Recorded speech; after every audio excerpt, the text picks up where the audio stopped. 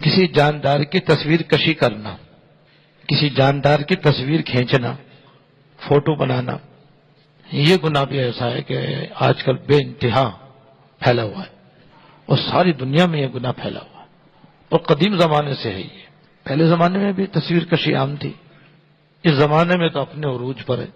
کیونکہ اب تو تصویر بنانے کے ایسے نئے نئے آلات آ گئے ہیں کہ تصویر بنانا کوئی مسئلہ ہی نہ رہا، کوئی مشکل کام ہی نہ رہا۔ تو یاد رکھنا چاہیے کہ بے جان چیزوں کی تصویر بنانا بلا شبہ جائز ہے،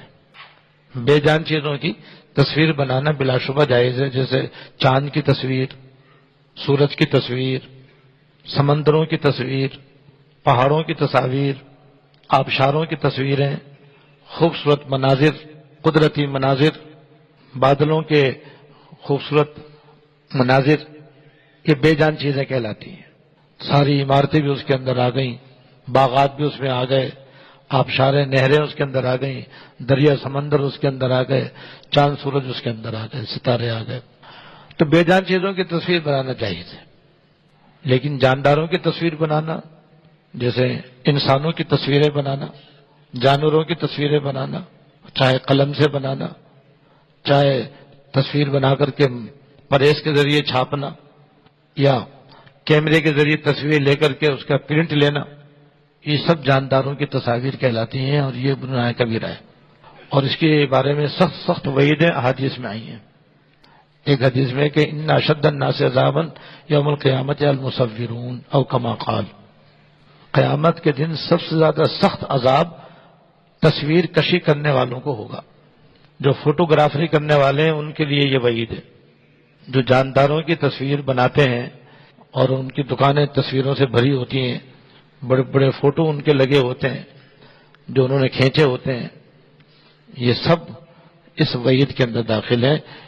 اس کا تو پیشہ بھی ناجائز ہے، اور اس کی تو آمدنی بھی حلال نہیں ہے، اتنا بڑا گناہ یہ۔ اب اس سے زیادہ سخت کیا ہوگا؟ ان اشد الناس عذابا یوم القیامت المصورون، قیامت کے دن سب سے زیادہ سخت عذاب مصوروں کو ہوگا، تصویر کشی کرنے والوں کو ہوگا۔ دراصل یہ اللہ تعالیٰ کی صفت تخلیق کی نقل ہے یہ، اس لیے بعض حدیثوں میں یہ وعید آئی ہے کہ قیامت کے دن اللہ تعالیٰ ان سے فرمائے، جب تم نے جیسے میں نے انسان کی شکل، صورت، آنکھ، کان، ناک، ہاتھ پیر بنائے ہیں، تم نے بھی اس کی نقل اتاری ہے، تو جیسے میں نے اس میں روح ڈالی ہے تم بھی اس میں روح ڈالو، اور وہ روح ڈال نہیں سکیں گے، اس لیے کہ روح ڈالنا تو اللہ کی قدرت میں ہے، کسی انسان کی قدرت میں نہیں ہے، لہذا جب وہ روح نہیں ڈال سکیں گے تو پھر اس کو سخت عذاب ہوگا ان کو۔ اس لیے اپنے گھر جا کر کے بھئی اپنے گھروں کا جائزہ لے لو، اگر کسی نے اپنے باپ دادا کی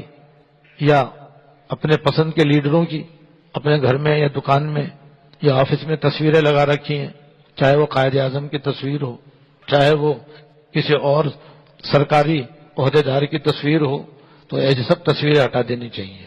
اور اپنے گھر کو تصاویر سے بالکل پاک کر لینا چاہیے۔ البتہ جو تصویر بند ہو اور بند کر کے رکھی ہوئی ہو اس کے رکھنے کی گنجائش ہے۔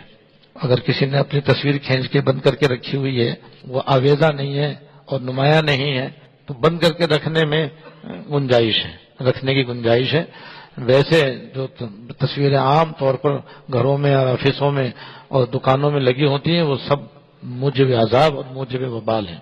اپنی دکانوں کو بھی صاف پاک کر لینا چاہیے، اپنے گھروں کو بھی پاک صاف کر لینا چاہیے، اپنے آفسوں کو بھی پاک صاف کر لینا چاہیے۔ کسی قسم کی کوئی جاندار کی تصویر ہرگز وہاں پر آویزہ نہیں ہونی چاہیے۔ حدیث میں آتا ہے جس گھر میں تصویر ہوگی رحمت کے فرشتے نہیں آئیں گے۔ جس گھر میں کسی جاندار کی تصویر نمایاں جگہ پر لگی ہوئی ہوگی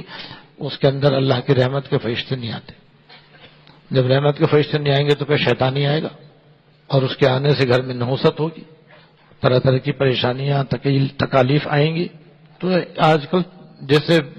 بدنگاہی کا گناہ عام ہے، غیبت کا گناہ عام ہے، تصویر کشی کا گناہ بہت ہی عام ہے۔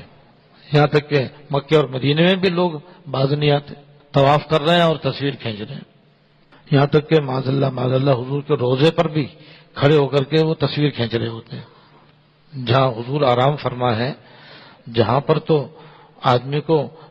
دل اور دماغ سب آپ کے تابع داری کرتا ہوا لے کے جانا چاہیے، وہاں حضور کے سامنے کھڑے ہو کر کے تصویر کھینچ رہے ہوتے ہیں.